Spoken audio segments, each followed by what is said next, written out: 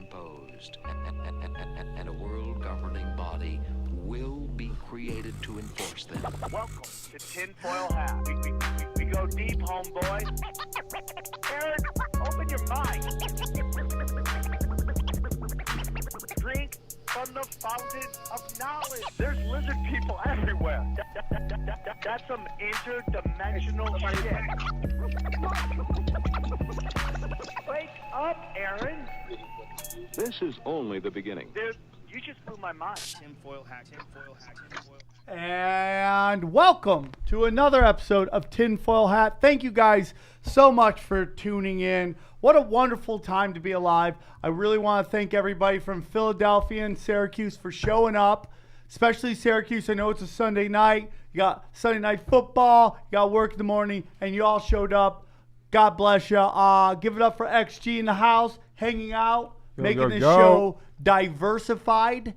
Got the Mexicans in. Mexicans are here, dude. You It's can't LA. be in Southern Cal without Mexicans, homeboy. Throw a cat. Try to hit a fucking Mexican. It's easy. So we appreciate you guys calling. A lot of amazing things are going on.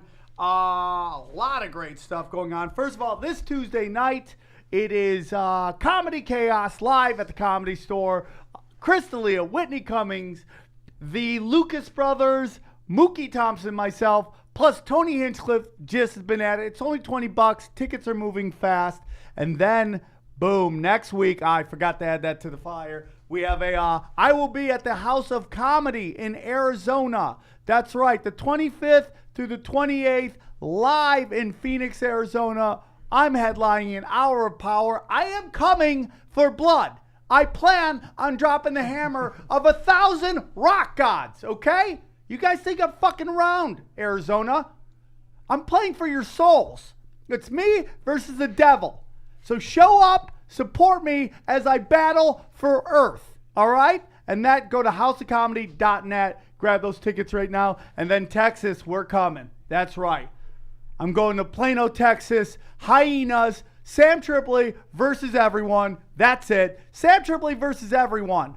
Okay? An hour of Tripoli, just dropping those truth bombs on these unsuspecting fools. I suggest you come, bring your ladies, real quick. The truth community, as weird as the guys are, the women are all hot. I don't know how this happens, but they're all hot. So November 2nd, I am at the Plano, Texas Hyenas. November 3rd, I'm in Houston with my good man, Eddie Bravo. It's myself, Eddie Bravo, and we're doing the Tinfoil Hat Comedy Night at the Secret Group. If those tickets sell out, we're going to do a second show, and then we're all going to strip bars, and we're going to hang out with black strippers, okay? Because when you go to Houston, you got to get those strippers with those horses' asses, all right? That's the beauty of the world and life. Hot black Texas ass. And then finally, tickets are already moving. It's November 4th. We're at the Stateside Theater in Austin. Myself, Eddie Bravo, dropping truth bombs. Come show love. It's all about truth, dog. You want to ask Eddie Bravo, how do we live on a flat earth? Do we live on a stuffed crust pizza? Maybe we do. I don't know. Come and hang out. And this show today is brought to you by our good friends at BetDSI. BetDSI for all your betting needs. Hey, do you want to bet on whether the lizard people are bisexual, fully homo, or straight? You can bet on that. Flat earth, round earth, you can bet on that, okay? You can bet on anything you want, BetDSI. And for our fans, use the promo code HAT100. Use the promo code HAT100 and you get $20 betting cash. So go support the show. Guys, help me out, help you. These guys they're funding the show. What does the show do? What do these sponsors do for the show? They allow us to build our new website that's about to drop on this weekend, okay? One-stop shop website. It helps with the show, get the t-shirts going, everything like that. So go to BetDSI, use the promo code TINFOILHAT. And what? HAT100. Thank you, Aaron. Finally, you show your worth. Instead of just coming on my show and tell me everything I believe is total bullshit. Nobody here appreciates that. Not even my guests, okay? They don't appreciate you coming on here and hating everything I do. Fans love it. The fans don't love it. They don't. They don't at all. It hurts their feelings. Guys, enough of me talking. Enough of me talking. Now it's time to get in some real shit. I just want to make sure what the deal is real quick. Yep. You also have a Patreon. Oh, I do have a Patreon. Go to Patreon. Right. Yeah, we got the Patreon right there. It's kicking. Here's what I'm doing. I'm doing 1 audio podcast a day, and I'm doing 2 live streams only available on the Patreon. That's it. 2 live streams. I answer all your questions. And then our good friends on Facebook, go to Tinfoil Hat Podcast and grab that. Be a part of it. Be a part of it. Stop sitting on the sidelines and letting the cabal win. Engage, hang out, say hi to the ladies, all right? That's enough of me talking. That's enough business for today. Guys, I'm very excited to have our next guest on. I was on his podcast, and word was it was voted greatest podcast of 2017. It got greatest podcast ever 2017. His podcast is called The Jasta Show, and he's the lead in Hatebreed. Please welcome Jamey Jasta, everybody. Thanks for having me. Thanks for coming on, dude. My pleasure. We've had. I think you're our second rock star, but we're excited to have on. You have a show here tonight. Yep, playing the Belasco, and then I'm going to a lot of places that you're going. Where are you going? We're going to Phoenix. We're going to Houston, so maybe I'll have to. I didn't know that Houston had these stallion asses everywhere. Dude, you haven't seen. Okay, my Instagram is just Oakland Raiders and black strippers. Okay. Really? Oh, I love them. I took a break from Instagram, which is honestly, I have my life back, and it's amazing. And I get that. I do a little couple posts here and there on the Hatebreed page, but on my own Instagram, I just haven't been on it for a couple months, and it is. I think comparison is the thief of joy. Have you ever heard that saying? No, but I love it. And I think what I was doing was I would be like comparing, like, because I'll look at people's house and I'll be like, their house is more organized. And I'd be like, why am I such a slob? And I would lose my mind. And then I would try to clean my house and I can't get it right. Or just weird things like that. In recovery, okay, there's a real great saying that kind of changed my life. Was comparing your insides to other people's outsides. Right. And that's all I would do. I would look at these people who, like, I'm like, why aren't I like them? Why? And then I would compare my misery that was going at the time because of drugs and alcohol, and I was just killing myself with these people who I thought were winning in life. And I never stopped to actually see that maybe they have these things, but maybe they're happy, maybe they're not. And as my life goes on and I kind of take a step back and I start watching people who I thought had everything that would make me happy, I start realizing they could be just as miserable as I am. I know people go to therapy, and there's nothing wrong with therapy, but like I know someone who goes like to therapy like 4 times a week, and they have everything that you could ever want. And But that's what Instagram's for. It's to show the good shit. Right. No one ever shows the bad shit. And even when you do, That's you sit there so and say, true. even when you sit there and put some bad shit, you still say, it's a blessing in disguise. You Yeah. still fucking find a way to say it's a good thing that it happened to you. no, I totally agree. Well, I have an album called Satisfaction is the Death of Desire. And so I always fight to not be content. And maybe that's a flaw. But in the music industry, you'll see, like I would go on Instagram and I would see someone's like video, like they'll do a snippet of their video to promote their album, and it looks amazing. And then I'll hit up a guy and say, hey, can you make it look like this? Why is every project I'm doing fucking low res with the whack fonts and the clip art, and I'm paying double what these fucking idiots are paying? I couldn't agree And more. it would drive me crazy. Or I would be like, I would look at someone's flyer for their show and the venue's not listed or the date is wrong. And so I would go on there every day and just get mad. And I would be like, all right, stop comparing my marketing plan to their marketing plan. Stop comparing my web guy or my designer, my shirt designs to their shirt designs. All the time, dude. Like I'll go on, I'm playing a particular comedy club coming up. I go to their website and they're highlighted. They're highlighting everybody but me. Yes. But me. And it drives me nuts. But you know what I got? And the picture they do have of you is of like 20 years ago. Yeah. Yeah. I've old taken ass picture. so many pictures since then. Yeah. You can easily, but it's out of my hands. My dates are like illegible. Like you, like so you know what I did? I went on Tom Segura's thing and I said, find me whoever is designing his fucking poster, because he's got a ton of cities like us. Like we'll do like 30 cities.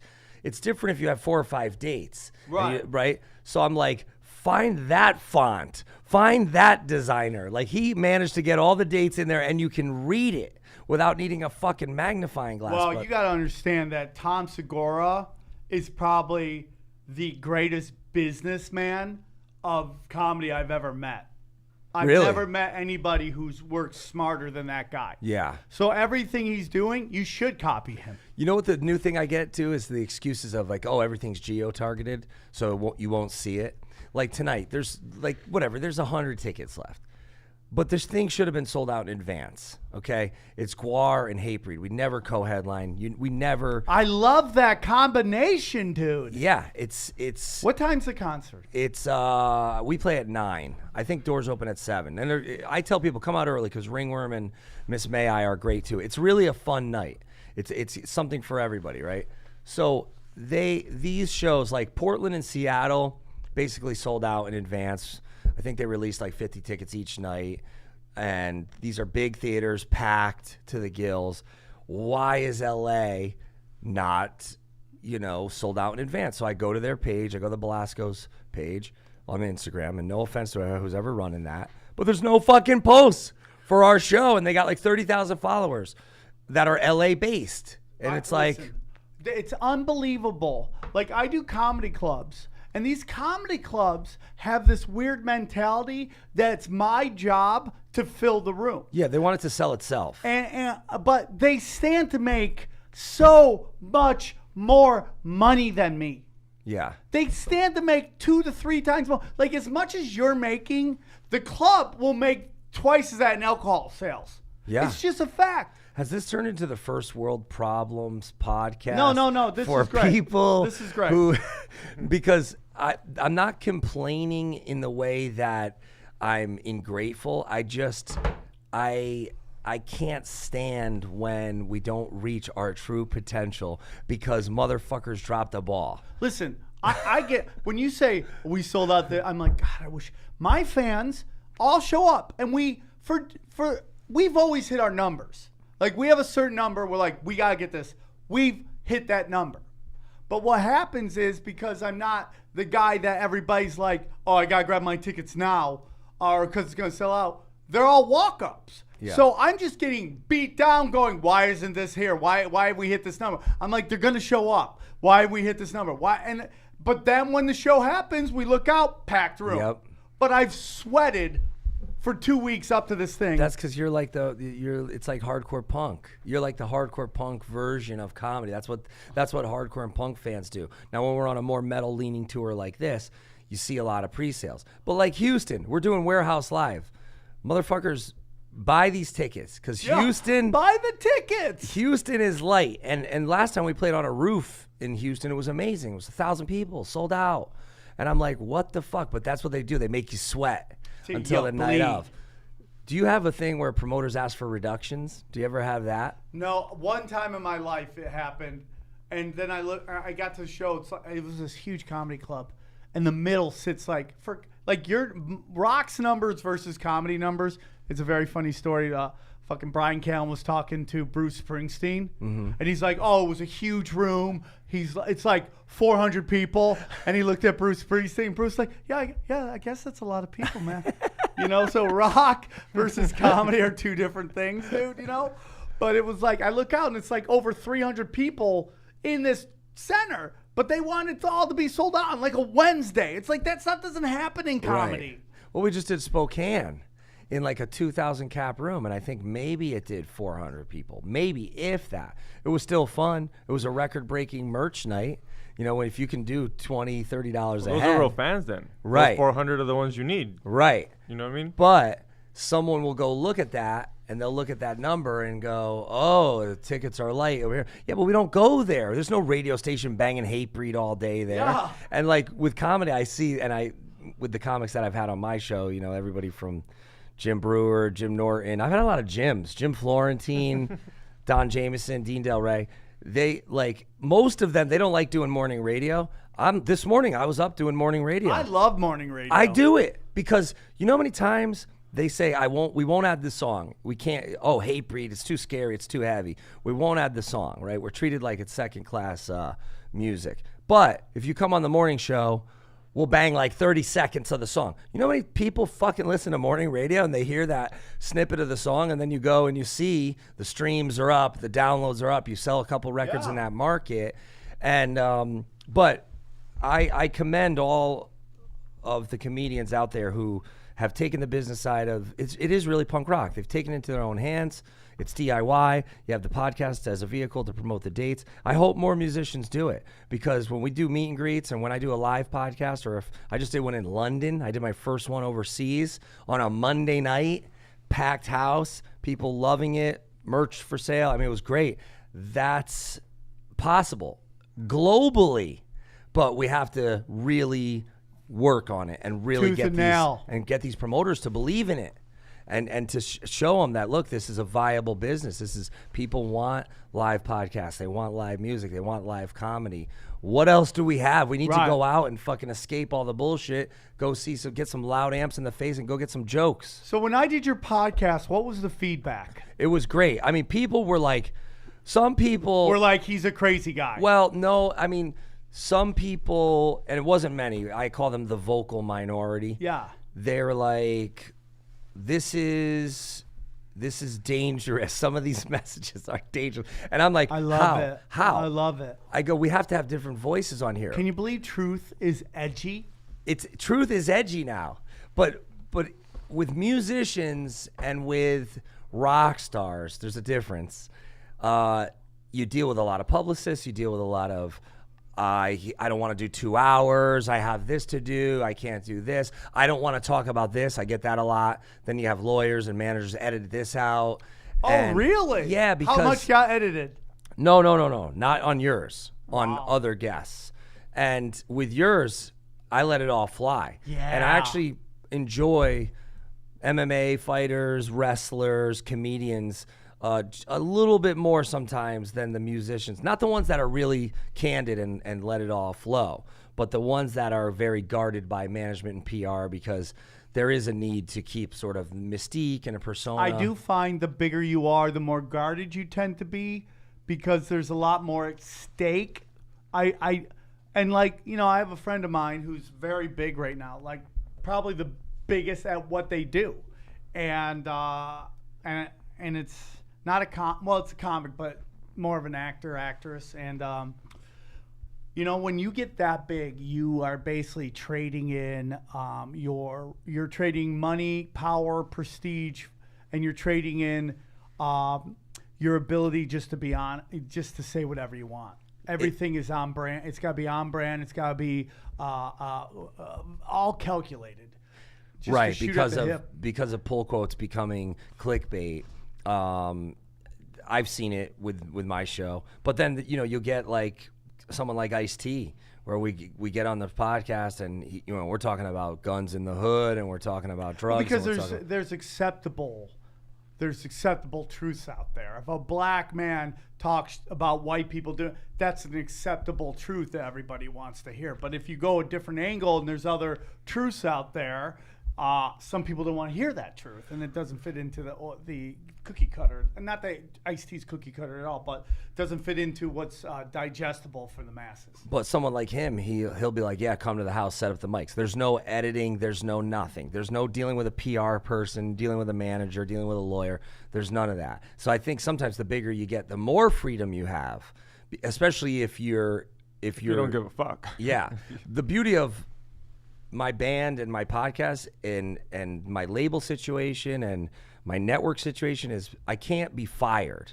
And that's the goal in life, I think, is to Someone said that to me. I tweeted about how this gay flight attendant gave me free fruit and cheese. He's like, here, it's free, take it.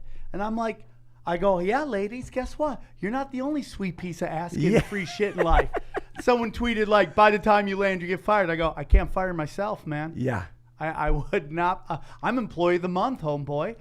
Every month. Yeah. Every month. Employee of the month.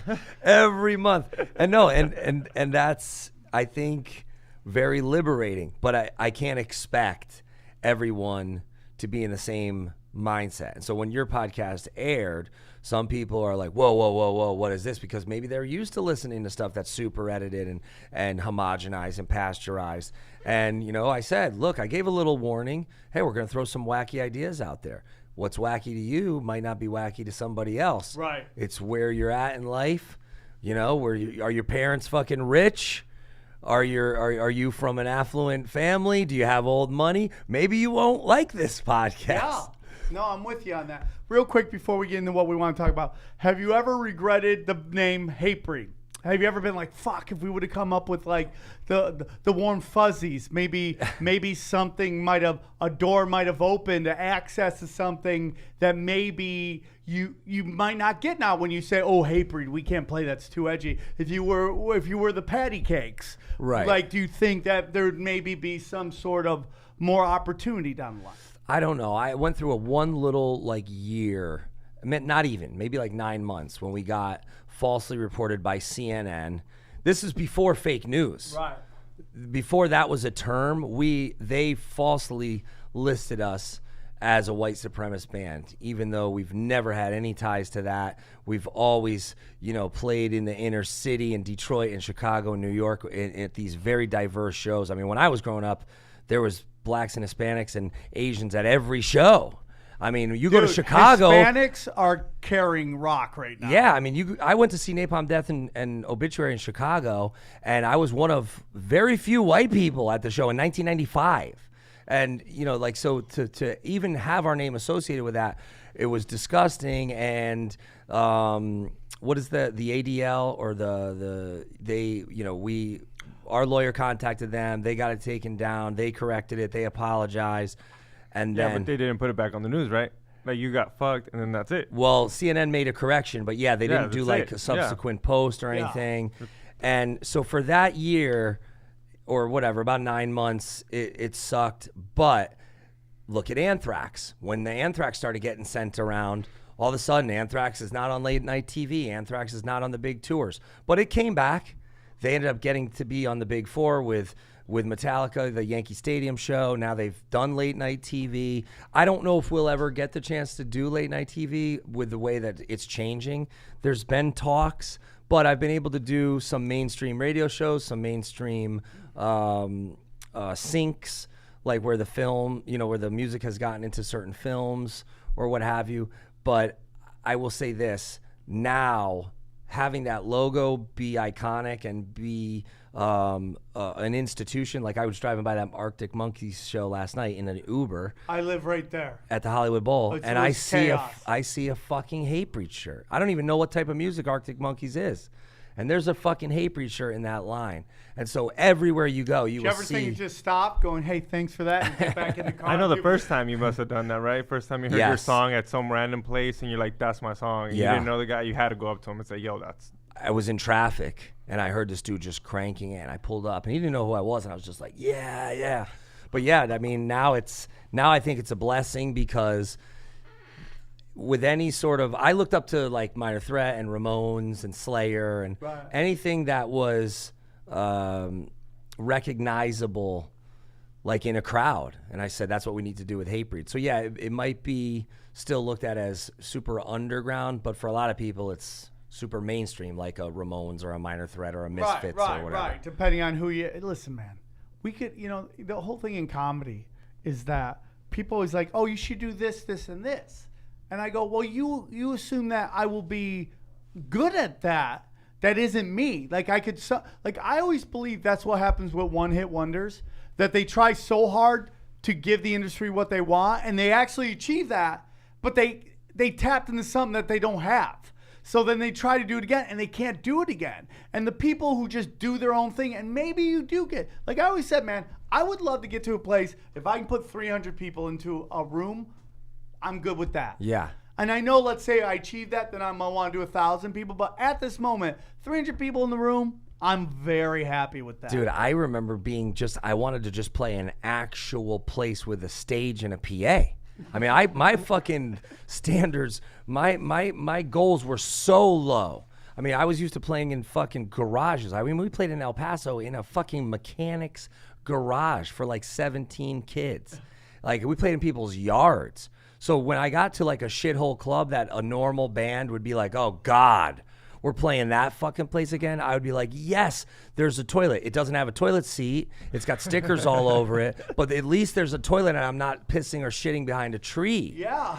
And I'm with you, dude. so now when I get to do, like I heard Guar, I don't want to blow up Guar's spot, but I heard Guar complaining about one of the venues. And they have a lot of shit. They have a lot of props. And we got to keep it locked down because someone will walk with one of these handmade, priceless props. So we don't have like a big, hoopla backstage. It's not Sodom and Gomorrah like a lot of people think. There's not girls blowing dudes behind the fucking backdrop and whatnot. These chicks are all business sluts now. I love women. It's locked down, but they're like, oh God, we're going to this place. And I'm like, do you realize what our other options are in this town? I won't say the town, because then people get upset. And the show was awesome. It was a fucking Tuesday night. There's 1,000 people there. The merch is flying off the rack, and it was awesome. Was it the best accommodations? Did it smell like mold? You ever get that mold fucking anxiety? Like when you smell like, and you're I call that Thursday nights of my life. You walk into the club and your body is like, get the fuck out of here. This is black mold. You're going to fucking get sick. Yeah. That's the type of club we were at. But the show was off the hook. The kids loved it. And at the end of the day, nobody knows that backstage sucks and nobody really wants to hear about that. I love right? it, dude. And I still do crazy bar gigs. As long as there's a little order to the chaos. Like I've walked in where it's just shit. And I'm like, what am I doing here? But I love bar gigs because I used to be the king of the bar gigs. I had to grow up in Vegas, and that's what I had to do. So I like going back to my roots and testing my kung fu, Yeah. Because I'm playing all these nice clubs, but I'm a street kid. And dude, like the best way to describe Vegas comedy is punk rock. It is punk rock. When I was doing my show at the Palms, that's what we were describing. It was punk rock, talk shit, like fucking burn the place down, and I fucking love it. Like last night you saw me, you're like, oh, I saw you last night. I'm like, oh, fuck. But man, I'll throw a couple jokes out and I'm like, nope, nothing. I'll go, okay, gasoline on everybody, gasoline, fucking boom. Yeah. I'm going to leave a mark one way or the other. We call those normies. Yeah. Like normies, it's like the same thing exists in comedy. The same thing exists in music. It exists in porn. Things will be taken to extremes. And some people are not at that extreme level. They have what I call bitch ears. Yeah. And so if you have bitch ears, you might not like Napalm Death or Slayer or Guar or Hatebreed or Lamb of God. If you have bitch ears, you might not like Sam Tripoli's comedy or fucking Louis J. Gomez or Big J. Okerson. Do you know what I mean? There's like genres in everything. That's a great name for an album, by the way, bitch ears. Yeah. Yeah, no, and I don't want to down on people, the normies, as I call them. I don't want to down on them too much because they can have the aha moment. And they do. I get them a lot where they come up to me and they go, I never liked metal, but now I listen to you every day at the gym. I love that, dude. Yeah, seriously. And you People change do them. with this podcast. Like, I wasn't into it. Yep. But now you've changed the way I see the thing. Hey, real quick, Aaron, is there a hard out at 11? Okay, cool. Can you go to? Is there a hard out at 12? No. 12:30. Can we go 12:30? Can you do 12:30? Yes. Okay, perfect. Real quick, I just want to say that I am dropping part 1 of my special. It's live from the Viper Room, Armageddon. That is most likely being dropped. I'm having discussion today. I grant it's only a week and a half, but I'm gonna drop it on the 26th. I'm just putting it out. And then, thanks to Brian Redband, I'm putting out a Christmas special.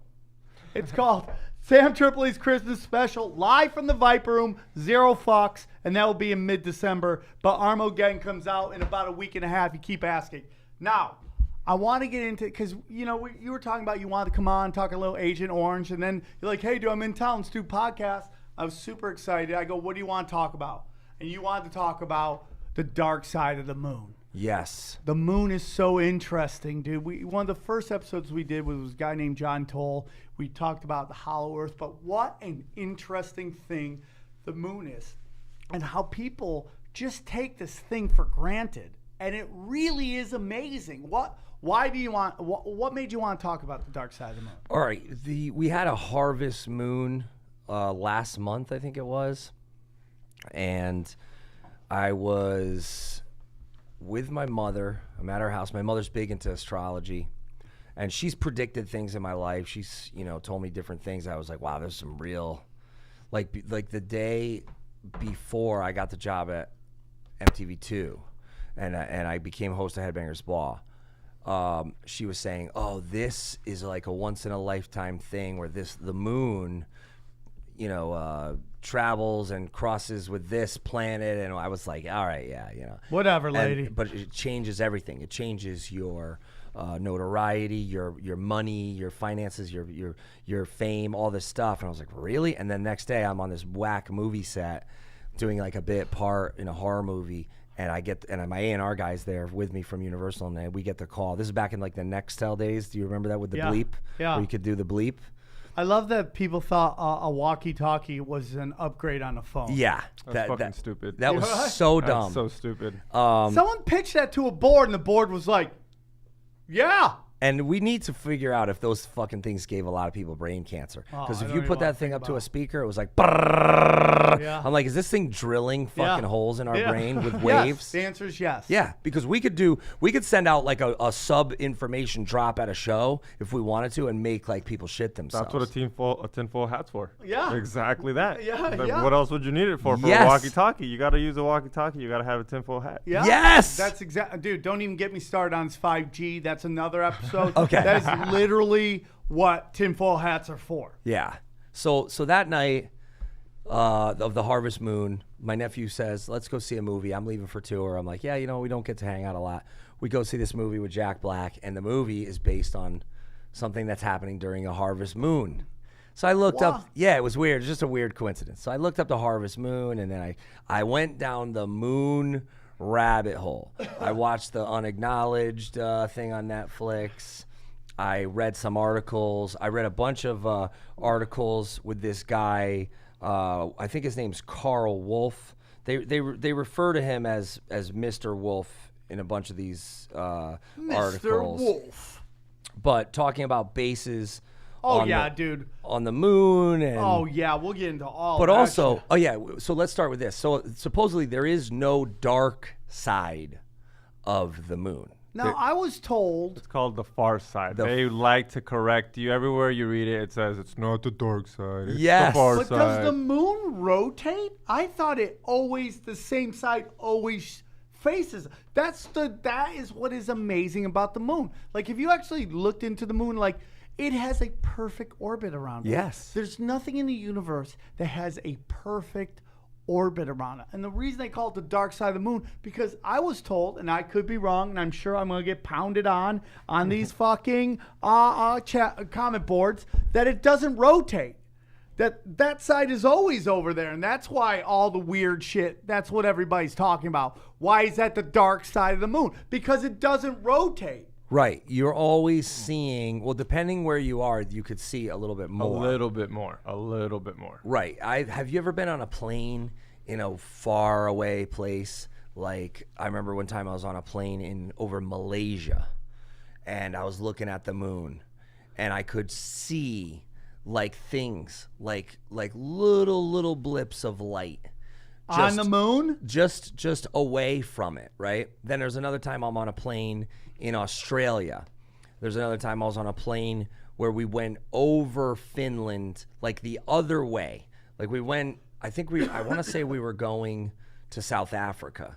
Again, I'm looking at the moon and I'm seeing these they look like shooting stars, but they're just, so small. You don't know if your eyes are playing tricks on you or what. Right. So as soon as I got off those flights, I'm looking up things, and then I see these articles. There's books dating back to the 80s that talk about the bases and structures. Yes. And things that supposedly exist on the far side of the moon. So I thought that's a fascinating thing, and we can wait. We'll do a whole series on Agent Orange and Monsanto. And Oh everything yeah, else. I'd like to have you back on that. I If have we this survive. rapper coming out. If we survive, if they don't come after us. Because Now, there is a new law where you can't, right? There's you can't talk about what? about Monsanto. Are they going after people? I don't think that's an actual law, because that would be a violation of freedom of speech. Well, they do that with the gag law. I think that's the one that's called. But that's with the farm animals. You're not allowed to go and record that.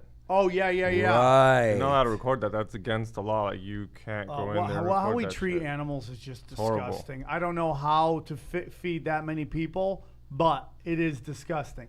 So a lot of crazy shit's going on with the moon. The whole theory that the moon is hollow. Have you ever heard of that? No. We did a whole episode on hollow moon.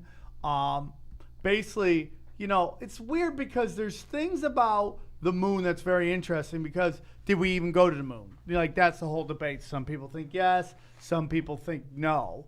But if you go under the premise that we did, there's interesting things that were said by the astronauts. First of all, the astronauts have said they've heard space music. Like there's weird music coming out of space. And then the moon rang for like an hour. So when they landed... So real quick before we get into that, and the fact that it was like now 50 years that strange space music has been shared with the public. Should I even play that? They did release that. Yeah, I did. Oh God, I'm gonna get murdered by everybody. The audio files. Let me just see if I could play this space music for everybody. Let me see. Apollo 10 Hold on. during this hour. Okay, let's just get to the music.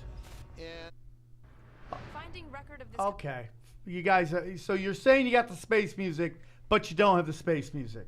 So yeah, they heard space music. Now going back to what XG was talking about, when the Who's XG? Oh, me. You're called XG? Yeah. He gave me a name, yeah. All right. Basically. we have different. My old host was off the grid. He ghosted. And what does XG stand for? Xavier. Yeah. Oh, Xavier, okay. my name, and then just my last name. All right. Guerrero, Yeah, XG. exactly. I like it. Because I'm known for butchering names. Okay. So if I keep it simple, it's really hard for me to fuck it up. All right. Right. So the astronauts, they go, and when they anchor, they say the moon fucking rung. It basically was ringing. Like a bell. For like Yeah. nearly an hour. It literally, it just kind of, so it just like shook for like almost an hour, kind of. Holy shit. Now the whole that would add to a hollow moon. Really? Yeah. Like a bell. The bell would have to be hollow. When the bell shakes, it has to be hollow. Okay. Right? So, the whole theory is that the outside of the moon is older than the inside of the moon, which is, I don't know how they could tell you that, but that's the whole theory, which adds to that the middle is hollow, just like Earth. It's a hollow Earth. Well, it's either that or they say that the far side or the dark side is thicker. It's thicker than the side we see. It's 15 kilometers thicker.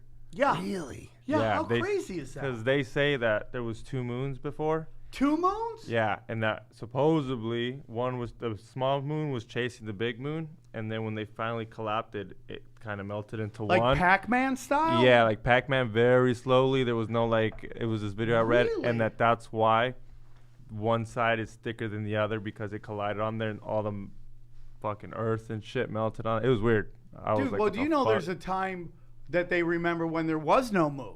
There are cultures talk in which the moon appeared.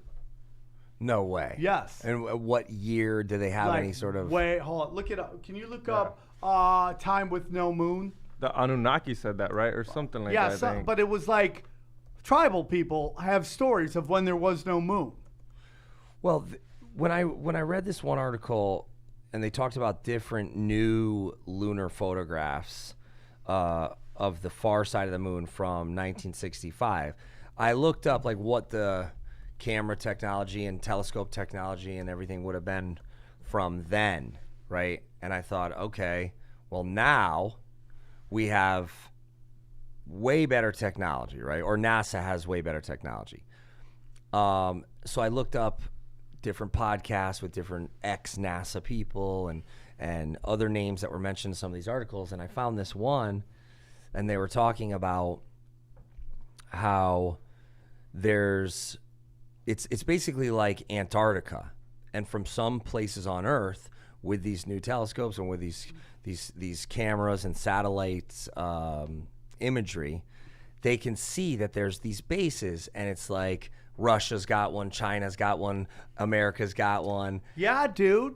And that's what led me to that unacknowledged documentary. And I know it's annoying when people watch documentaries, they get all fucking crazy about it and they want to talk about it. But there's obviously something we're not being told. There's obviously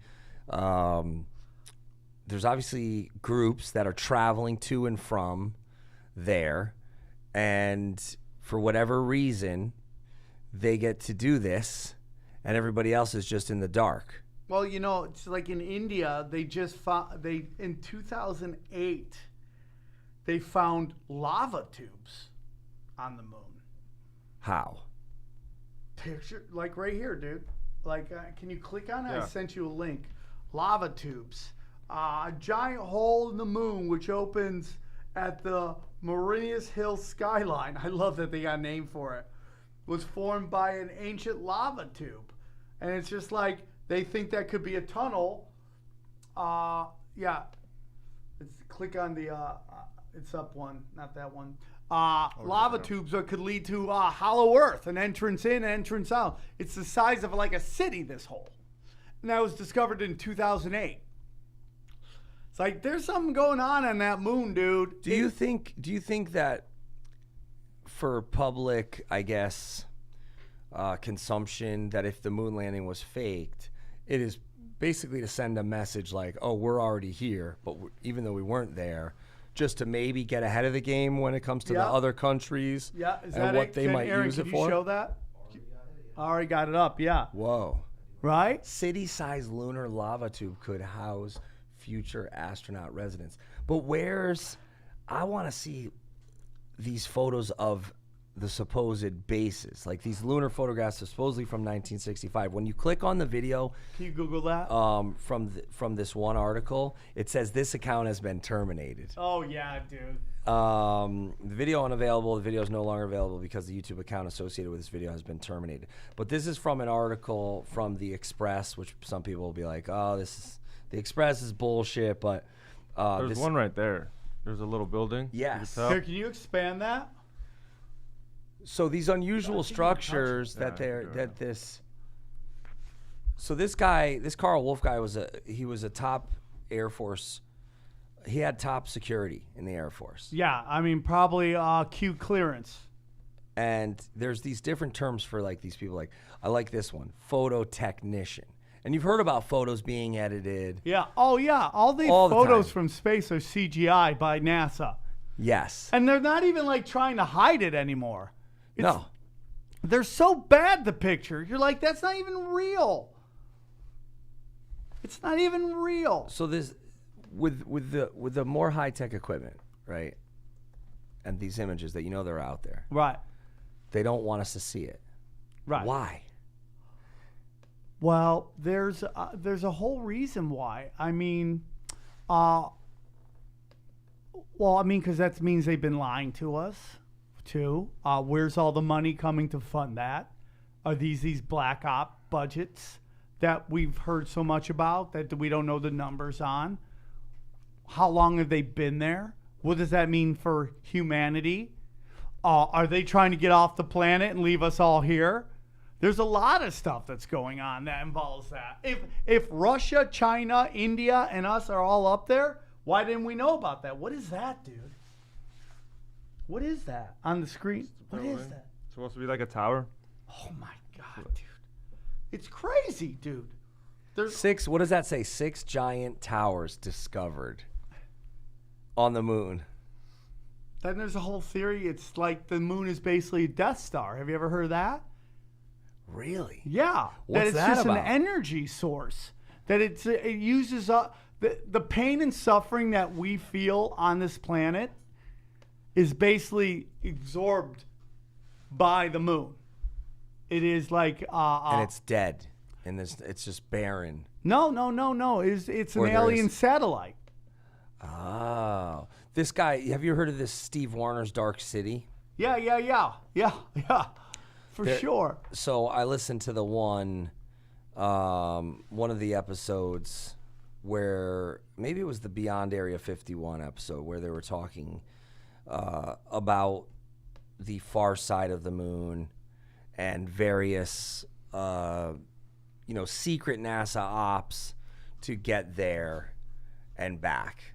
And I thought, all right, well, if that far side is what's, being used to transmit to the rest of the universe or to other galaxies, and if there is contact, and if the sheep don't, are going to be too fucked up by this information, I mean, that would make sense to me. Like they would, because we only see this one side, that other side would be where they get all their satellite information. For sure. And they have their bases. Right.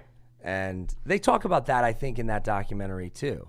But what's up with that guy? Has anybody discredited him or just try to discredit him? Unacknowledged? Who is that guy? It's who does the unacknowledged? Aaron, thoughts?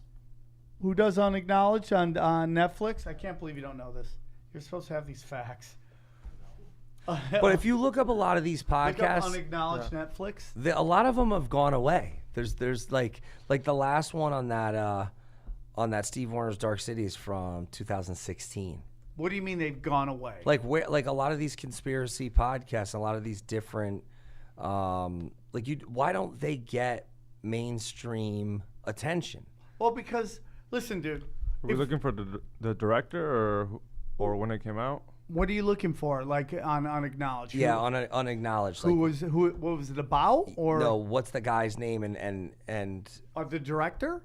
No, the guy that they follow. Oh. Yeah. Oh, that guy? Yeah. He got busted for kiddie porn. Stephen Greer? Yeah. No, Stephen Greer. Okay. Stephen Greer has been, he's been on Rogan a bunch of times. A lot of people think he's controlled opposition, a CIA asset. There's a lot of talk about that. People call him out on a lot of bluffs. But then there's other people think he's legit. Anybody in the conspiracy world that gets any traction, well, I get called a gay Jew shill constantly. Constantly. It doesn't matter what I do or how hard I try. I am an agent of disinformation. I am always fucking putting out false, and it's not. I'm working my ass off to be as real as possible. Yeah. So it's like, dude, the whole theory is that. And then there's this guy. Have you seen this? A gentleman who said he found a tank on the moon. A tank. Yes. UFO hunter believes ancient tank on moon is a sign of alien war. Alien hunters have claimed to find evidence of an alien tank. I love that aliens would have a tank. Like, why would aliens have a tank? If they traveled this far in some futuristic rocket, why would they have, such a barbaric thing as a tank? Like, why would you have something on the ground that drives? Why wouldn't it be flying around? And well, that makes sense if you were to come here and you see all this old farming equipment and all these cars and all this crap in junkyards. Yeah, but that's fine if you're a peasant farming. The notion that there'd be a tank on the moon means you've traveled through space. It means that there were inhabitants and that's left over. Or there was storms, right? Or it could have been a war. Yeah. Can you open that real quick so they can see it? Spread it open. Bam, look at that. That's so interesting. Aaron, can we see that? Thank you. That, they say that's a tank. Wow. And how did they get that So photograph? it's basically, it looks like a rock. The moon, but then there's a rock, and they think that, kind of like how they said a smiley face in the face in the moon. Yeah, the face. They're saying that's a tank. It's just so interesting, dude. I wonder why there's been very little talk since all these books and since these documentaries. It's like it's you hear about it being ruthlessly enforced, like the secrecy, right? Right. You don't talk about it. It's not suitable for public consumption. But why? There are people talking about it, but then, like you said, then they get discredited or something happens, a claim, and they get arrested and people disappear. I see people trying to discredit the guy from Blink-182, which, yeah, at first I was like, oh, that's a weird sort of left turn that he's taken in his career. But I started listening to the book. I got the audiobook of Secret Machines. It's fascinating. It is fascinating. The problem with that guy from Blink-182 is that he works with a guy named John Podesta, who is evil incarnated. He's a very evil guy, and he's Really? an agent of like a lot of very, very, very dark shit. So anybody associated with him, kind of, you got to question their motives. Where it is that dude, what's his name from Blink-182? Tom DeLonge. Tom DeLonge's like a level 32 Freemason. He's very high up in the Freemason. Like on his guitar, he had Freemason symbols. That's all. Like, how deep is he in? You know, and is he just, you know, an agent of misinformation? And then he just tells you to wait. You ask him for the information. He's like, well, you got to wait. And Gotta then wait. conveniently that video Yeah. comes out right after, and they're like, oh, because the whole theory is that Project Bluebeam, have you heard of Project Bluebeam? No. Project Bluebeam is basically that a fake alien attack that will unite the world, and therefore we get to a new world order. And that's always been, if you have Eddie Bravo's always on my show, he always talks about that since the dawn of time, the elites have always wanted a fake alien attack to get a one world order. Now, if you get a one world order, the Constitution, the Bill of Rights all go out the door, and new laws are made, and then new rules are applied. And so that's a whole thing. So they think he's an agent of misinformation. And that he's working with, because like there's a lot of crazy shit going on in politics. So an alien attack would be a great shift of focus. Ah. It unites everybody together. Like, remember the Twin Towers went down? Everyone got all united. Just think about it. You don't give a fuck about anything else when you know we're all gonna die. Yeah. Well, if it's like, oh man, hey, you're Muslim, I'm Jewish. Hey, we're humans. Fuck those green people. Let's all work together. But is Yep. that bad for the military-industrial complex, or is it good? Because then We're scared. When we're Good. scared, it's good. It's good. Well, the biggest thing is it becomes they control all the money and they make new laws. And now they can make the laws that basically they have the right to wiretap you. You know, they can search your homes. They can do all that stuff. But aren't they doing that already? Yeah, but not legally. You know, they're not supposed to be able to go through your house without a search warrant. They're not supposed to wiretap you, but they are. And now we get to this point where we all live on this kind of sliding scale now, where we're like, well, they're doing it anyway. It's very And interesting. now they did it to Trump, so it's even like if they're doing it to Trump, you can kind of everyone's Right, all it's- game. that's part Everyone's of- all game basically once you do it to the president. And that's part of the normalization, right? Once it becomes normalization, Well, once it what's- gets to that point. What's very interesting is how people have no problem with them data. Like, first of all, it's hilarious that hacking's bad, but data mining's fine. And it goes back to drugs. Street drugs bad, pharmaceutical drugs good. Like, if you put a suit on and do something, it's professional. If you do it in baggy pants in the corner, now you're a scumbag. You know what I'm Right. saying? It's like, it's a very interesting thing. But what's interesting is how people have no problem with everybody spying on you through your computer or your Alexa. But if the cops actually came and knocked on your door and started going through all your shit, you would flip the fuck out. Start Yes. asking for a warrant and shit, but you didn't ask for a warrant to go on my computer. Yeah, but which is the exact same thing. Worse. You actually have more personal info on your computer than you probably have laying around your house. Right. But nobody cares. It's just, it's like, and they only tell you to get angry at that shit. It's very interesting how we get told what to get angry about and when we get told not to get angry about. Yeah, that's why you got to get out of the bubble. You can't get in. Once you're in there, I mean, I look around and I'm in a very weird, I guess, place in my life too, where I've gotten to a certain level of comfort and cruising altitude where now I love that. I have time to go down the rabbit hole.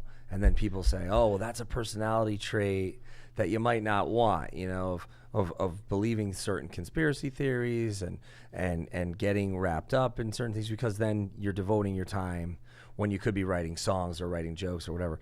But to me, I just think, well, okay, if everybody could be doing this, right?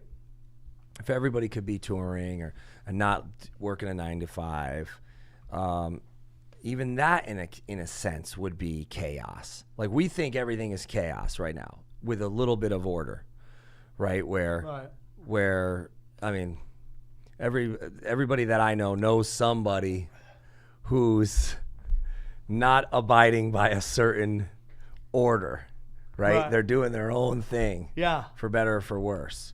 Probably for better. We've found a way to win in a certain aspect of Right. life, but not everybody can do that.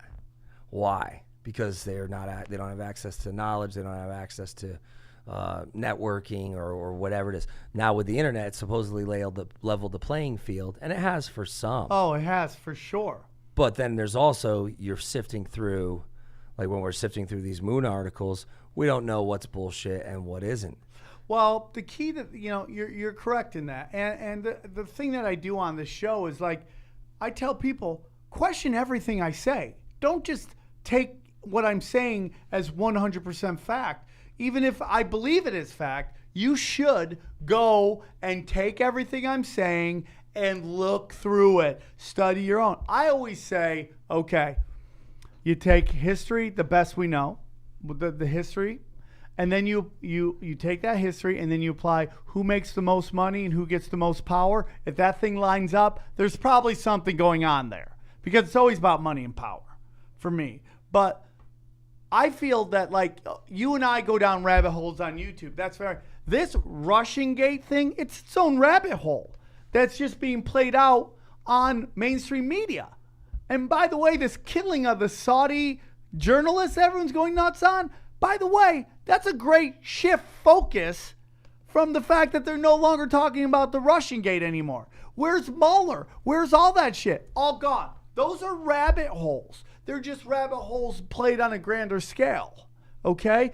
This journalist that was killed, that everyone said was killed, even though it comes out that he's fully played ball with all of these Saudi princes forever.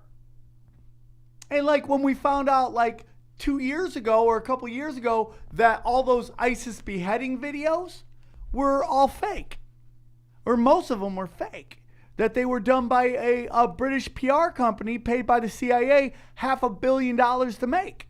Really? Yeah. I see. I didn't even hear that. Yeah. So, it's like everything's a rabbit hole. I do joke about it, man. I mean, like, dude, there's a rabbit hole for, is SpongeBob SquarePants gay porn? You're like, there's a rabbit hole for that. Right. And you cannot come back from that. So it's like, everything's a rabbit hole, dude. I mean, like, we choose to go down our own rabbit hole. The other people, they've just fallen for the tricks, which is work the 9 to 5, get married, have kids, and there's nothing wrong with that. Yeah. But Sometimes that's done I on think, purpose to get you so busy that you have to turn into the news to get your information. right. There's some other. I forget. I forget. I wish I remembered which episode it was of this one podcast. Well, if you go deep enough, you'll find the lady that was raped on the moon bases. What? Remember the lady that got raped by the reptilians on the moon base? Oh, no. We're going to get to that at the end. Oh, I've never sorry. heard of that. I've never heard of that, but I am dying to hear about it. On dark. Let me just double check this. I want to. As you're looking this up, NASA supposedly has bombed the moon looking for water. Really? Yeah. NASA crashed a piece of space junk into the moon's south pole. The data, and this is NPR, which, yeah, I question that, to find out if a dark old crater contained water in form of ice. The squandering of information and resources or whatever. Yes. Right? We see it on our small levels of our sort of different careers, right? Right. Where sometimes people will be generous. Yes. We know generous people. We know rich people who are generous, but most of those people, they're not from money. They don't have old money. They don't have land upon land and buildings and businesses. And the whole idea of this travel to the moon or beyond or whatever, even now in mainstream media, people talking about Elon Musk going to Mars and things like that. It is not for everyone. If it's for the people who either want to do it or can do it because they have the financial means to do it. So that in itself leads me to believe that there's all this information out there that isn't being disseminated out to the public because it is being squandered by a small group of people at the top. Oh yeah. who have been handed down this information. And, you know, if you think about how far back old money goes. You ever heard of black nobility? Yes, we talked about that when you were on my show. Yeah, old banking families in Italy that go all the way back to Rome. Right.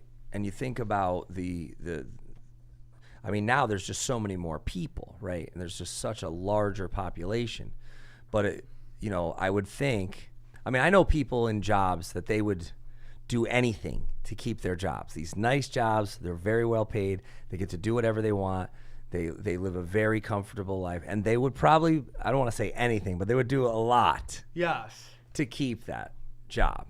So I would imagine that this is the same sort of situation with this information or with this possibility to travel or any sort of, With the space and going to the moon or the Mars. yeah. See, my opinion is if you're even invited on that flight, you wouldn't talk no matter what. There's a level of psychopath. There's a level of you probably had to do some kind of ritual initiation to get in there, whether it's to hurt somebody, kill somebody, fuck something Or weird. Some blackmail shit. To Yeah. Hold you account for it. So you don't get to that meeting unless you don't get to that. You don't get a seat unless you've shown an ability to play fucking ball. Or And you have something to offer. If your brain is a computer, if you are from a long line of geniuses or money or something that is going to be of use in whatever this mission is or whatever this eventual outcome is they're hoping to have. I mean, it's possible, but there's a lot. Like people talk about NASA. Why hasn't anyone come forward if the moon landing's fake? Well, because the people in that room have shown that they are ride or die with these people. You don't get to that level unless you show that you play ball. Now somebody has sent me something. Can you look up NASA scientists killed? Like 70 NASA scientists have been killed. Somebody sent me that. A good friend of mine who's on a Comedy Central sent it to me. I'm not gonna say his name, but he asked me if this is real. And like a lot of people send me this. They ask me if stuff is real. Did you find anything? So sometimes people see stuff they want to say something, and those people can end up dead.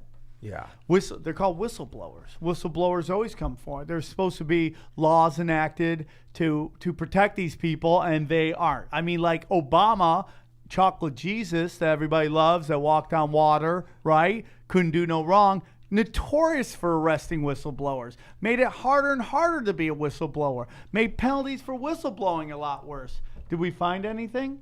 Yeah, I'm counting them down. There's a bunch of people have died. Recently? Not recently, but like during training, people like probably couldn't shut up. People that didn't make the cut. But there's a lot. There's during training, testing, during a space flight, non-fatal incidents during space flight. They have just a list of how all the times people had died. Yeah, it's crazy, right? I mean, They're like, non-fatal during training. There's all these little specific times that people had died, but the list goes on. It's on. There are just, I mean, like, there's so much money at stake. There's so much money at stake, dude. The discovery of like lunar water and lunar poles and all that, you've heard that, right, from various different news sources.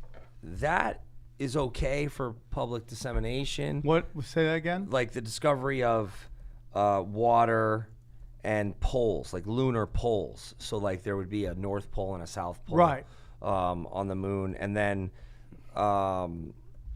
just the overall like talk of colonizing the moon at some point. That was sort of abandoned, and then the shift is now to Mars, right? Or are they still planning on this like space tourism? That's what they seem like they want to do. Like, what's the point of that though? Like, if it's because when was the Soviet program launched for moon exploration? Like 1959. Yeah, like 59, 60s. And when was the U.S. moonwalk Right supposedly? around like what's that? It was January 20th, 1969. 69. So that's Sorry, July 20th. so July. that's 10 years later than the Soviets, right? Right. So say we didn't have the technology to get to the far side of the moon, but they did. And then throughout whatever the 60s, 70s, you know, there's various different articles that say, and let me try to pull up one of them. There's that, again, these bases are there, these structures that are there. It's like China, whatever the superpowers are. Right. Why don't they want, why is it based by country and not by one sort of governing body? Well, you know, the whole, you know, if you look at the International Space Station, it's all these countries together. And oligarchies help oligarchies. We've always said that. No luck? No, it says site can't be reached. Ooh, interesting. Yeah, Interesting. Let me see it real quick. Let me just read it off the phone. You know, oligarchies help oligarchies. See, dude. I would like to see if there's a translated sort of timeline or videos or photos or anything from Russia's exploration of the moon and all the stuff throughout the 70s and 80s. I wonder if there's an accurate translation, like if we could find documents or books. I mean, that's the other thing that people don't want to do. They don't want to sit there and read a bunch of documents like this. I found it. It's 74 NASA scientists killed in the past 2 years. What? Lost his life. Okay, here it is. NASA agent Alberto Bahar lost his life on a plane accident in 2005 in Los Angeles. Weird about it is that within the past 2 years, there's been 74 NASA scientists lost their life. Where is this? Oh, dude. Yeah, man. It's crazy, this shit, dude. Of course, it's this weird website. This is just a small part of the puzzle who unfortunately ended up. The full list is here. Let's click this. Here's the full list by Stephen Quayle. This got to be real, right? If Stephen Quayle says it, it's got to be real. Who's Stephen Quayle? That's the whole You know? Here, look. I got it. I found it right here. Okay. You got it. That's the list. Can you read them off? It's a whole list of people, but it goes just like a doctor, age 33, died in Florida, making 5 and 5 more missing. 3. Do they give names? Nah, there's no names. It's just literally just tells you like 3 alternative Probably health doctors. shady shit. Yeah, there's a name right here. That Alberto guy was one of them. He was a robotics expert at NASA. And we got John Rogers, a disease expert. Oh, holy shit! An old guy died. Glenn Thomas, AIDS and throwing that Ebola. out Look who's player hating everybody. Can't even wait for his own segment. Got to jump in. But if India has been doing space research or moon research since the 20s, if Russia has been there multiple times since the late 50s, now with the internet, you would think there'd be ways to find translated information about this. I'm sure that you can. You just got to actually take time to do it. You know, they're out there. And that's the beauty of the internet. It is out there. And then you got to, like this 74 doctors. Now we would have to research whether there's any truth to this. And I guarantee you we're going to get pounded on. That's not real. But, and I'm sorry if that is not real. I didn't mean to put out some fake information on this shit. But, you know, a friend of mine who's on Comedy Central, which means he's important, obviously. Are those listing the doctors? Yeah. Do they give names? Yeah, they all give names. Every single person's on here. It's just there's everything. And it's doctors. mysterious. Some of are suicide. One of them was a plague. Just Someone like- died of a plague? Yeah, in 2009. Can you read a couple of them, or are you illiterate like I am? I'm illiterate, but I can try. Okay. Well, but this is par for the course with any conspiracy theory. You have to do research. So Well, and also people who supposedly have information wind up missing or dead. Well, that's what they say about like Anthony Bourdain, supposedly, like all those people that die soon. But yet again, that's what they say about everybody. If you die, you were supposed to say something if you're famous. So How far back does that go? The 74? Does it go all the way Well, 2009 or beyond? this says it's 2 years. yeah, I go all the way down, and on the list it goes all the way to When does the first one? Does it list it? 2004. The first person 2004, says so it it's died not 2 years. 2004. So in 14 years, 74 people in a given population have died. That's pretty normal. No, it's not normal. Probably low. Okay, so let's pretend NASA is all things comedy, right? Yeah. and there's 74 podcasts. And let's say on each podcast there's 2 people, which makes what? Around 150 people, right? If 30 podcasters have died since fucking 2004, people are like, what's going on at All Things Comedy? It's just the truth. I mean, that's probably how many professional wrestlers have died since 2004. Well, the difference between They're that hitting is, their heads. and they're all on fucking HGH. Right? I wish all the podcasters were on HGH. I just a think bunch of of shredded podcasts with white hard nipples. There's 1,000 plus people working for NASA. Gotta be. Thousands, maybe. Thousands. And 74 have died in 14 years. Yeah, that's pretty normal. Do you think that's weird? It sounds weird, yeah. Thank you, But aren't there voice of other? reason. But I bet you, if you looked at other departments, like aren't there departments that are related, or other agencies that are related, like atomic energy agencies and fuel and right? Because it's not all one thing, right? Like the fuel that powers the satellites and the rockets and all that. That's a different agency that would handle that, or right? Right. Like Or- there's departments, obviously, and these are scientists. They didn't say like the janitorial It says there's department. 18,000 people, around 18,000 people work for NASA.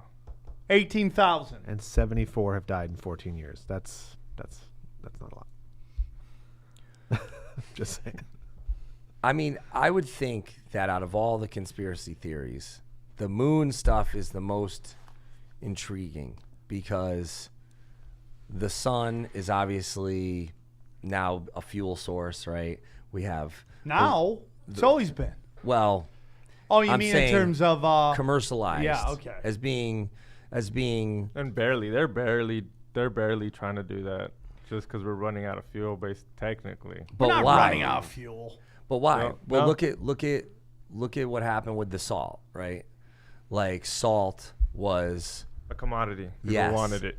and then when it became abundant, You can go get it at any restaurant and literally Right. just Nobody steal it. cares. No one gives Free. a fuck about salt. right? Well, my belief is that oil isn't a fossil fuel, that it is a naturally occurring liquid within the planet. And that we've been pumping it for 100 years. And we're acting like, and we just Came out find of dinosaurs. new. It came out of Yeah, dinosaurs. it's what they did with diamonds. They just act like it's rare, and so it's worth more. It's And so they can change the price and Yes. drive up the price, yeah. But once no one is dependent on it, right, they have to switch to make money off something else. right. But so with the sun, you know, there's different theories like, okay, it's going to burn out after X amount of years. But there's nothing like that with the moon, because the moon is just made to be this like useless thing that's floating in the sky. And that just doesn't seem right to me, especially with You know, all we're the this- smallest planet to have a moon. really. Yeah, the other Dude, the ones are moon fucking is huge. like, it's weird, dude. I'm telling you. It's some straight up Archon or Anunnaki shit, man. It really is. It doesn't make any sense what it is. I don't care what stuffed crust pizza says over there. I think it's real. Go to the But why? the Shard and the Tower moon, the link I sent you. Yeah, I got you. But okay, so what would shift the public's or the masses' consciousness Let me ask to you stop caring about what someone's wearing or what someone's doing in politics, and to shift the focus to be like, we need answers. What the fuck? Do we look out at night and this thing is fucking floating there for no reason? Right. I don't know what the answer is to that, because let's say this Tom DeLonge thing. Let's say in some weird world what he said was real, and they announced that. It didn't even make a blip in the world. People were too concerned about Carly B. You know? They just don't give a Who's shit. that? This ridiculously not good rapper. Oh, Cardi. Cardi B. Sorry. Carly. Carly, that's why I laughed. Yeah, I'm a Cardi. garbage man. Okay? I don't know the new rappers. I Carly don't B. think she's good. I don't think Tatashi 6ix9ine's that great. That's just me talking. And it's all about shifting focus. Dude, when they said the US government has a UFO program, nobody cared. Everybody's too worried about likes, and it's likes and retweets and all that shit. Is it Cardi B? Yes. Cardi B. Yeah. Okay, shut up, Aaron. Stop judging me. Everyone also looked at the source of that information, and it was Tom DeLonge. So I mean, again, So you're saying that the messenger matters is Hey, what I'm saying. Okay, so when the New York Post released that video of the government's fucking program, Oh yeah, that should matter. that should have mattered. That should Did matter. it? It Absolutely. didn't. It didn't even bleep. People are so into their own skulls. Well, is it because with U.S. politics, right? It's a soap opera, right? And whatever's getting clicks, whatever's generating income, clickbait headlines, fake news, all that stuff. If these sort of conspiracies, if these ideas involving the moon and the moon landing and the potential bases on the far side of the moon, if that doesn't sell, is that why it's not sort of permeating into the public consciousness where people would care enough to be like, we need to get more of these NASA people on podcasts or on mainstream media or doing interviews or doing TED Talks or whatever, or these people blocked from talking about it in mainstream media, or even podcasting isn't mainstream media, but there's so many that reach millions and millions of people. You said this guy Greer was on Rogan's podcast. I want to go listen to that now, but why? For whatever reason, why doesn't that turn into action where there's... Do you know the only time I've seen this stuff resonate with somebody? When nobody knew that SpaceX was launching that thing, and people freaked out when they looked up and they saw that, and they're like, oh, we're getting attacked. That's when it resonated. When it was right there in their face, on your phone. It's my argument when people always... Because, I go on the road with Eddie Bravo. He's a flat earth guy. He is? Yes. He's a huge one. And people go, why is he like that? What's so stupid? I go, first of all, if you found out tomorrow the earth was flat, how would that affect your life? Wouldn't affect mine in any way. I don't know why people get so pissed, because it's just that one thing they latch on to. So apparently if we have a UFO program or there's aliens, people are like, I don't know how it affects my life. Until it's right in front of them, that's when they're going to freak out. That's my opinion. Okay. But the actual, like if you go, hey, dude, we have bases on the moon. I don't know how that affects the average person's life. You still can't get over a flat Earth. Or that I said at Carleepy. The flat Earth thing, that blows my mind. I thought that was people trolling me because I had someone on the show, maybe it was you or someone before that, where I was like, that can't be a real thing. And then my Twitter went crazy with these flat Earth people, like, you're drinking the Kool-Aid, show us the proof. And I'm like, well, I've been on a plane and we've traveled to, South Africa, South America, Australia, New Zealand, over India, Malaysia, Indonesia. I mean, and it's when you're on the plane, you're looking at the screen where it's showing you, the arc or whatever, the curve of the Earth. They say the glass has a curvature on it. What's that? They say that the glass already has a curvature on it. Again, I'm not going to get, dude, really, to me, Yeah, but someone then believing in a flat Earth and doesn't believe, I know it sounds crazy. the curved glass would make the wing of the plane. If you could see the wing, it would look curved. Are But you a it's flat straight line. earther? No, but I know exactly what they say. So and like most of them say, I haven't been there, I haven't done the stuff, so I just sit there. When they say it is, I'm like, all right. Well, Yeah. you guys can't argue either because you're not a scientist. That's another thing. gonna be where I honest can't with sit you, here and dude. argue that I'm right either when I'm not. Right. Because I don't know shit. I will be honest with you, dude. I think the Earth is round. I've done no research into it, the actual research into it. I have friends who are flat earthers. I am cool with it. You want to believe with that? People who believe in the two-party system, to me, are much more dangerous. It really is much more, because you are buying into a false fucking paradigm. Well, that and all those doesn't- people aren't privy to any of this information, right? Like NASA doesn't have a desire or a need to share any of this with the president or anybody in the cabinet. Like that's a completely separate entity, right? What do you mean?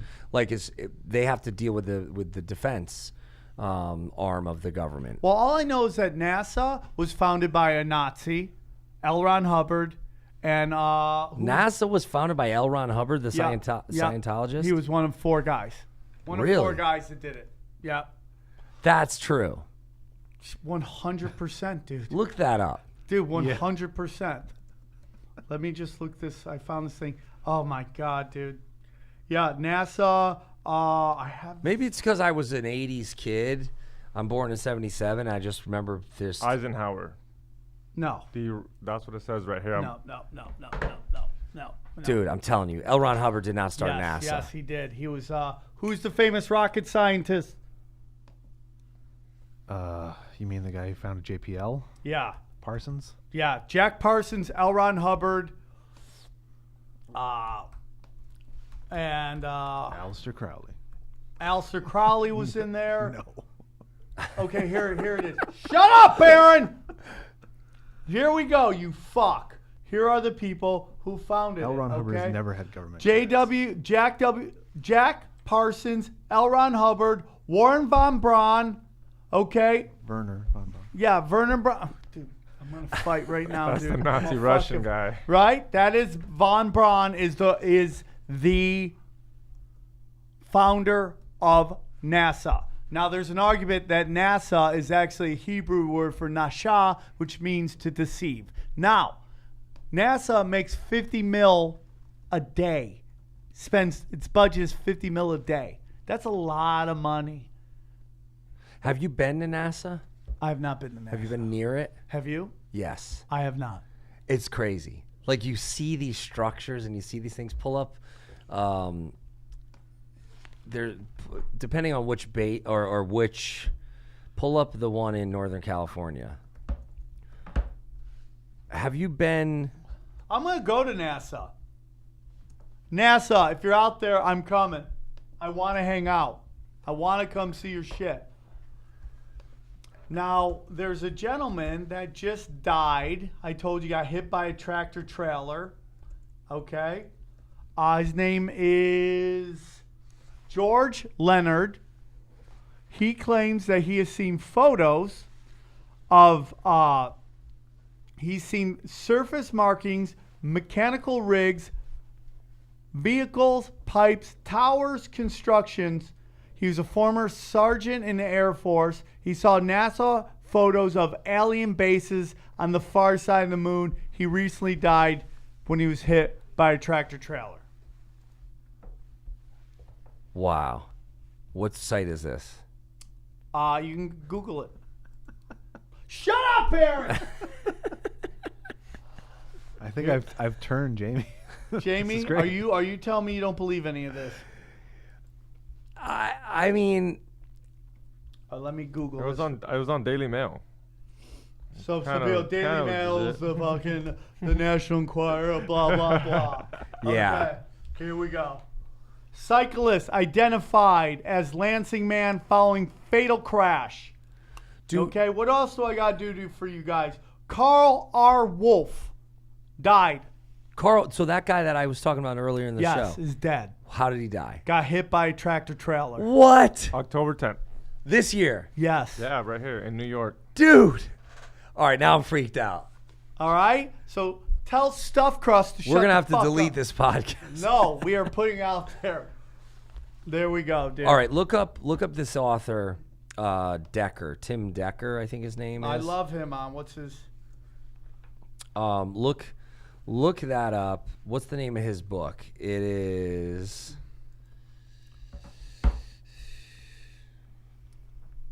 Sorry for the dead air. That's fine. I want to take a couple moments Tim as you're Ducker. looking this up.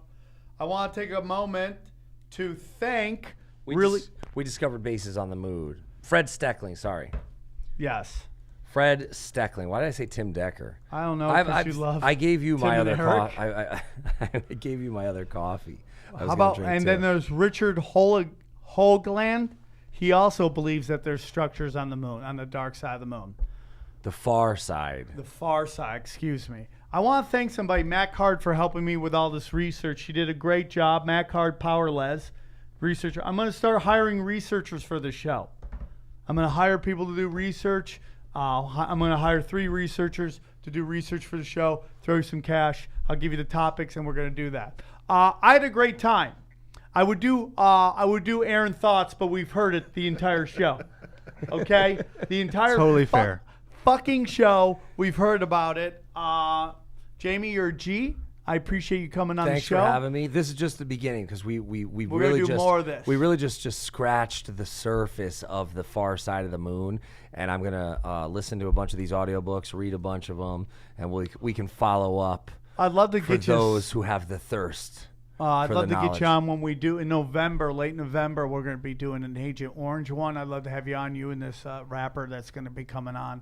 He's going to be in town. Maybe we could have you Skype in and we could talk. Okay, what rapper? And if you want to, what up? Go on. If you want to go deep, we didn't get to it, but there was someone that claimed to get raped by reptilians on moon base. Okay, what was So, her look name? it up. I bet she parties.